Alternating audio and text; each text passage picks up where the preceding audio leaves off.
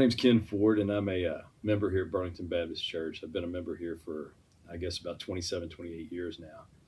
And when I was asked to give my testimony, I was really nervous. I'd never given my testimony before, and never really talked about it. Didn't really know exactly what a testimony was. I kind of thought that it was more about your salvation experience, and I've come to realize through some prayer and talking to some other people that it's really not all about your salvation experience, but it's kind of about your walk with Christ throughout your life.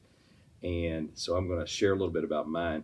Probably not anything groundbreaking or amazing, but it is my walk and it's my story, and it's just kind of what it is. I was raised in Louisville, as most of you know. I was raised in Louisville and spent all of my young years there and high school years there. And I was in a family that was, to say the least, very unstable. We moved a lot. There was no mother, father, normal situation at my house or my home, and we moved randomly a lot, multiple times a year. Went to a lot of schools and wasn't really raised in a Christian home. Didn't really know what a Christian life or a Christian home looked like.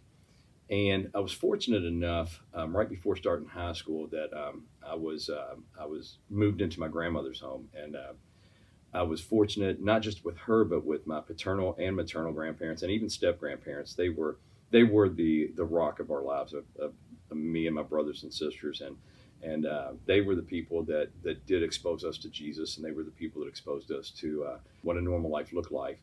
And I was fortunate enough to get to live with my grandmother for my 4 years of high school. And that lady to this day is the one person who believed in me, and she taught me what God was, and she taught me what Jesus was, and she taught me what a Christian walk looked like. She was the one that got me into youth groups and got me going to church, got me to develop that relationship. And now I'm not going to say that I was perfect during high school, because I wasn't. As a matter of fact, I lived sort of a dual life for a while. I had the youth group life that I was living, and the trying to be a good kid for grandma life. But I also had the high school life, running around on Friday and Saturday nights, not doing so good. And I'm sure that that's probably indicative of most kids that go to high school. They probably have a bit of a double standard, a double life. And I think that's mostly because the maturity just isn't there when you just don't know how to develop relationships. And I didn't know how to develop that relationship with Jesus.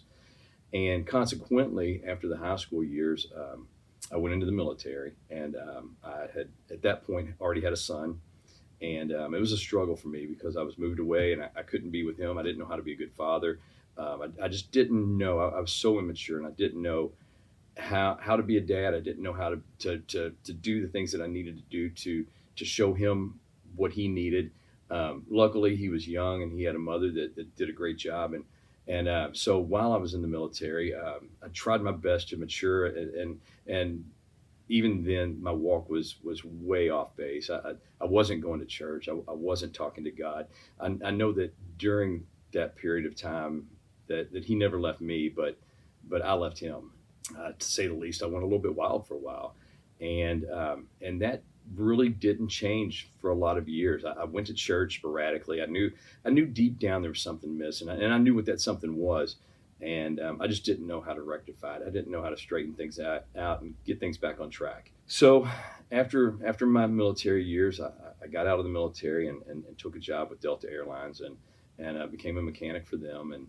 And during all this time, though, my son was in Louisville, and I was flying home on the weekends and when I could to be with him and talking to him. And I knew that this was not the life I wanted for him, because I knew that my childhood was so not normal, and I knew that I didn't want that for him, but I didn't know how to fix it, and consequently I didn't. As much as I tried, I couldn't do things like I wanted them to be done. And I think that spiraled me into a time in my life when I just didn't know how to fix things. And as a mechanic and as a guy that fixes things, I was just off the rails. When you don't know how to fix something, it's devastating. And so I just kept working, and I kept working, and I found a church. My first job assignment with Delta was down in Tampa. I found a church down there, and they were good people. Even when I went to church or did what I did, I wasn't cultivating that relationship with Christ. The relationship just wasn't there. I would pray, and it felt hollow, and just there were years there when I just didn't know how to fix it. After many years of being in Florida, I got a transfer to Northern Kentucky, and I came to Northern Kentucky, and I'd been married at that point for a while, and she didn't want to be in Northern Kentucky, but I wanted to be closer to my son. And anyway, that marriage went south. It went off the tracks too, just like everything else in my life up to that point. People come, people go, and that led to a divorce. I know that God's hand wasn't in that divorce, but what I do know is after that situation, and after all those years of just lost and not knowing what my purpose was, and not knowing what I was supposed to be doing, and not knowing how to be a good father or how to be a good husband, um, God put Joanne in my life. That changed my life. Not Joanne didn't change my life, but God used her as a tool to change me. And I believe that there was actually a change at that point in my life. And I'd already found Burlington Baptist at that time before I'd met her. So I'd already been coming to church here, had become friends with Terry. And I felt like I was on the way to having a better relationship with God. As a matter of fact, shortly after I came here, there was a youth pastor here named Sam, and he asked me to lead a Sunday school class, which I still lead to this day. And so at that point, probably Joanne didn't know, probably Sam didn't know, but they were working. God was working through them to turn me into something that He knew that I was capable of being. And my relationship from that point on changed. I learned how to have a relationship with Christ, which in turn, I believe, taught me how to have a relationship with my children or my son. And it taught me how to be a husband in a lot of ways, and enabled me to be a husband to Joanne, a husband that she deserved, and a husband that I knew I always wanted to be. Not too long after Joanne and I got married, we had talked about having kids, and we decided that we weren't going to go the traditional route, but we were going to adopt. And God placed two of the most beautiful Chinese girls in my life, and I got to be the father of them. So I'm a father of three, and I believe that God put me in this position to teach these kids how to walk with Him, even though I'm the guy that didn't know how to do that at all. It's been incredible, the entire ride. And to this day, all my kids are grown now. The last one's starting college this year. I feel like that I've never been closer to the Lord than I am right now.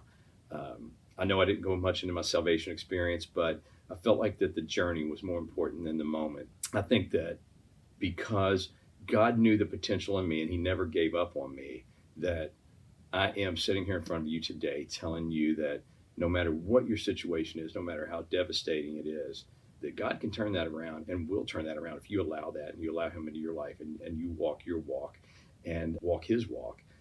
He won't abandon you even if you abandon Him. And that's kind of the story of my testimony. Anyway, I hope you got something out of that. Thanks for listening.